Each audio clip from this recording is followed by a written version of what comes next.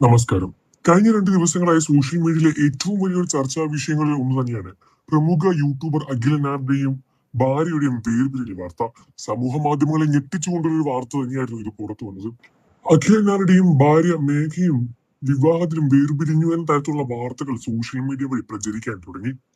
ടിക്ടോക്കിലൂടെയും യൂട്യൂബിലൂടെയും നിരവധി ആരാധകരെ റീൽസ് ഇതെല്ലാം തന്നെ പ്രേക്ഷകരെയെല്ലാം വളരെ ചെറിയ സമയം കൊണ്ട് തന്നെ ഒരുപാട് ഇഷ്ടത്തോടെ ആരാധകരെ കൂട്ടിച്ചേർത്ത വ്യക്തിയാണ് അഖിലനാർഡി. സമൂഹ മാധ്യമങ്ങളിൽ അത്രമാത്രം വിലയും അത്രമാത്രം ആരാധകരുടെ പിൻബലവും അത്രമാത്രം ഇഷ്ടവും ജനപ്രിയവും നേടുന്ന അഖിലനാരുടെ ഭാര്യയുടെ വേർപിരിയൽ വാർത്ത സമൂഹ മാധ്യമങ്ങളിൽ വലിയ രൂപത്തിൽ ചർച്ചാ വിഷയമുണ്ടാക്കി. വെറും 2 വർഷം മുൻപായിരുന്നു ഇരുവരും വിവാഹം കഴിച്ച് പുതിയൊരു ജീവിതം ദാമ്പത്യ ജീവിതം മുന്നോട്ട് വെച്ചത്.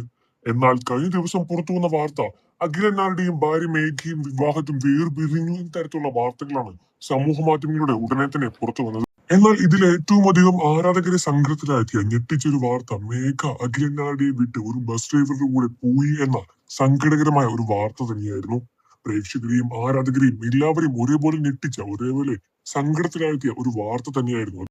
എന്നാൽ ഇതിനെ തുടർന്ന് മേഘയുടേത് എന്ന് പറയുന്ന ചില പ്രസ്താവനകളും സോഷ്യൽ മീഡിയയിൽ ഉടനെ തന്നെ ചർച്ചാ വിഷയമായി.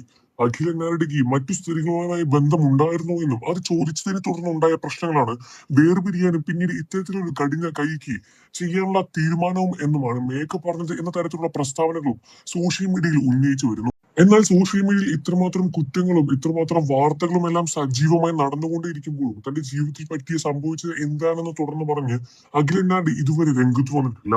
ഇതിനെ തുടർന്ന് സോഷ്യൽ മീഡിയയിലും ആരാധകരും വലിയ രൂപത്തിലുള്ള ചോദ്യങ്ങൾ തന്നെയാണ് അഖിലിന് നേരെ ചോദിച്ചുകൊണ്ടേയിരിക്കുന്നത്.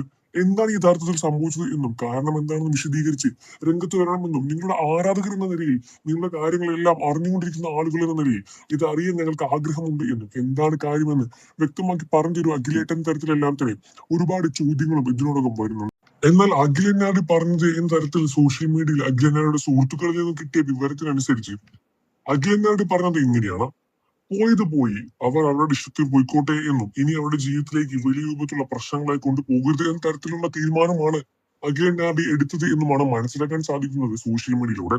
ഇതിനെപ്പറ്റി നിങ്ങളുടെ അഭിപ്രായം എന്താണെന്ന് വ്യക്തിപരമായ കാര്യം എന്താണെന്നും കമന്റുകളായി രേഖപ്പെടുത്തുക. വാർത്തകളും വിശേഷവും എത്രയും പെട്ടെന്ന് അറിയാൻ നമ്മുടെ വീഡിയോ ലൈക്ക് ചെയ്ത് ചാനൽ സബ്സ്ക്രൈബ് ചെയ്ത് സപ്പോർട്ട് ചെയ്യണം ഫ്രണ്ട്സ്.